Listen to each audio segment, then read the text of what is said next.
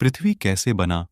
ब्रह्मांड और दुनिया हमेशा से ही इंसानों के लिए रहस्य का विषय रहे हैं। आज इतनी वैज्ञानिक प्रगति के बावजूद ये हमारी धरती पर कई ऐसे रहस्य मौजूद हैं जिनका पता लगाना वैज्ञानिकों के लिए भी लगभग नामुमकिन है। आम लोगों के मन में पृथ्वी के संबंध में अनेक प्रश्न अवश्य होते होंगे, जैसे पृथ्वी की उत्पत्ति कैसे हुई, यह दुनिया कैसे अस्तित्व में आई, पृथ्वी का जन्म कब और कैसे हुआ, अर्थ का निर्माण कैसे हुआ, पृथ्वी कैसे बनी, पृथ्वी की संरचना कैसे हुई। इस तरह के सवालों का जवाब जानने के लिए हर कोई उत्सुक रहता है। कुछ धार्मिक मान्यताओं के अनुसार सृष्टि या पृथ्वी का निर्माण देवता या ईश्वर ने किया है। वहीं दुनिया की रचना को लेकर हिंदू, ईसाई और इस्लाम धर्म की मान्यताएं भी अलग अलग हैं। वहीं पृथ्वी की रचना को लेकर विज्ञान का नजरिया अलग है। वैज्ञानिकों का मानना है कि पृथ्वी आग का गोला थी जो सूर्य से निकली और समय के साथ ठंडी होती गई, जिसके बाद पृथ्वी पर जीवन की उत्पत्ति हुई। आज इस लेख में हम आपकी ऐसी ही सभी जिज्ञासाओं का समाधान करने का प्रयास करेंगे। अर्थ कैसे बना? पृथ्वी की उत्पत्ति के बारे में वैज्ञानिक मान्यता है कि लगभग 5 अरब वर्ष पूर्व अंतरिक्ष में कई गैसों के एक साथ मिलने से भयंकर विस्फोट हुआ था। इससे आग का एक विशाल गोला बना, जिसे अब हम सूर्य, सन कहते हैं।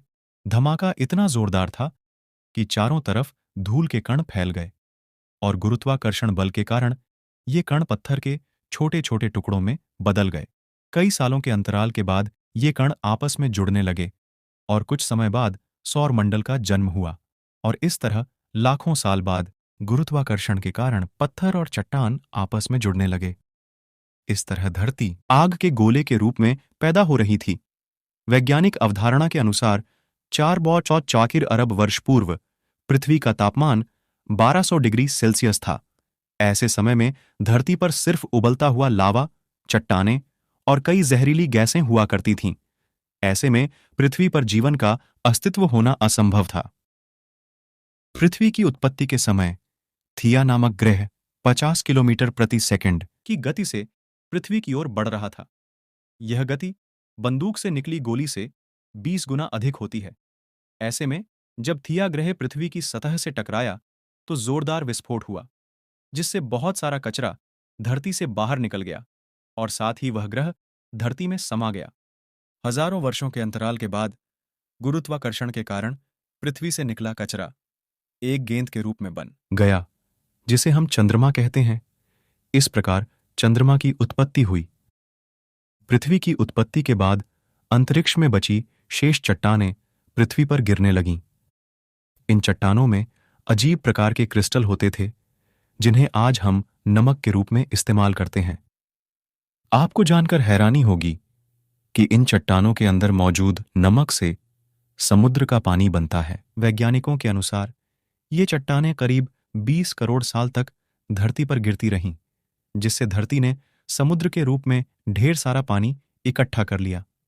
इतने पानी के लगातार जमा होने से धरती की सतह ठंडी होने लगी और चट्टानें सख्त हो गईं, लेकिन लावा अभी भी उसी रूप में पृथ्वी के आंतरिक भाग में मौजूद था और सतह का तापमान 70-80 डिग्री सेल्सियस तक पहुंच गया था। पृथ्वी पर वर्तमान जल लाखों वर्ष पूर्व का है। उस समय चंद्रमा पृथ्वी के बहुत निकट था, जिसके कारण उसके गुरुत्वाकर्षण बल के कारण प्राय पृथ्वी पर तूफान आते रहते थे। परंतु एक लंबे अंतराल के बाद चंद्रमा और पृथ्वी के बीच दूरी बढ़ने के कारण पृथ्वी पर तूफान शांत होने लगे। पृथ्वी पर जीवन की शुरुआत कैसे हुई? धरती पर जीवन की इस यात्रा के दौरान 3.8 अरब साल पहले पानी की उत्पत्ति हुई थी। धरती पर लगातार ज्वालामुखी फट भी रहे थे और साथ ही उल्कापिंडों की बारिश भी हो रही थी। उल्कापिंडों के माध्यम से पानी और नमक के साथ साथ अन्य पदार्थ भी पृथ्वी पर आ रहे थे, जिसमें कार्बन और अमीनो एसिड आदि पदार्थ थे जो हर जीव जंतु और पौधे में मौजूद होते हैं। इतनी ऊंचाई से उल्कापिंड गिरने के कारण वे गहरे पानी में चले जाते थे, जहां सूर्य की किरणों का उन तक पहुंचना असंभव था। बाद में ये उल्कापिंड ठंडे होकर पानी में जमने लगे।